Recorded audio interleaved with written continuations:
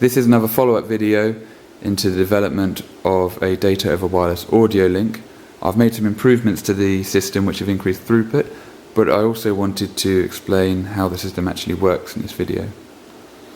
So I have a device here which has a lot of onboard sensors, and it sends its data via this serial link.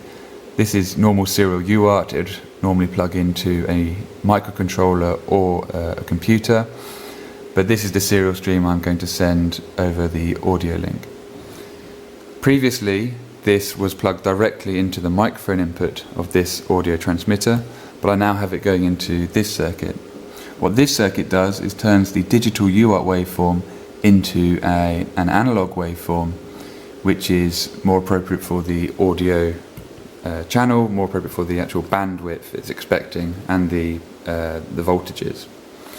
The scope here shows what the circuit's actually doing, and the way it encodes the UART signal onto the audio channel is it takes each positive edge of the UART signal and turns it into a positive pulse, and each negative edge and turns it to a negative pulse.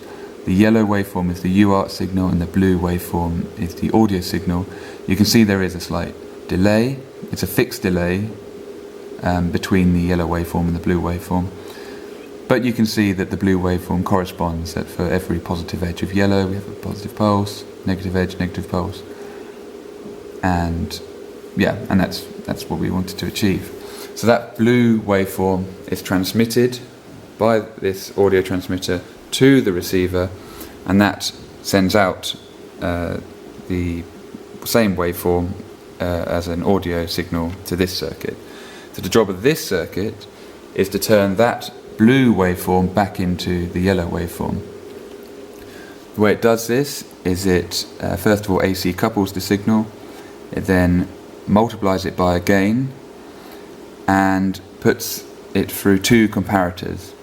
These comparators essentially compare the signal to two thresholds either side of the bias voltage. The bias voltage is sort of where the blue line is flat, and if ever the signal goes above the top threshold, then one comparator will be activated. If it goes below the bottom threshold, then another comparator will be activated. Those two comparators will detect either the positive edge or the negative edge, and they go into this microcontroller, which turns those two digital waveforms into a single UART digital waveform. And this is essentially just a flip-flop, so it just latches an output high when it detects a positive edge and then latches it low again when it detects a negative edge. And that immediately generates a waveform which is the UART waveform suitable for decoding. So it plugs into this FTDI serial unit via USB to the computer, and here data is being decoded. So again, I'm just sending humidity data from the device, and each packet here is 44 bytes. It's an OSC bundle, it contains a timestamp, a string saying what the data is, and a single float of the data. And you can see that it's sending 73 messages per second. So it's a 44 byte packet at about 74 messages per second. So that corresponds to 3.2 kilobytes per second, or 25.7 kilobits per second, which is fairly good throughput. And as I said in the previous video, using OSC is fairly inefficient encoding if the communication channel is constrained in bandwidth. And in this specific example, if all we have is a 4-byte float, and this is 44 bytes packets, then we could easily get around 10 times the throughput, and this 73 messages per second could be 730 messages per second of a single float. The actual baud rate that this is generating is 30 kilobaud, so that is slightly above what the upper bandwidth would be specified for this audio transmitter, which would be about 20 kilohertz. But that's not really a problem, because 20 kilohertz would just mean it's upper corner frequency where the attenuation is minus 3 dB, and we don't mind if there's lots of attenuation of our 30 kilohertz components.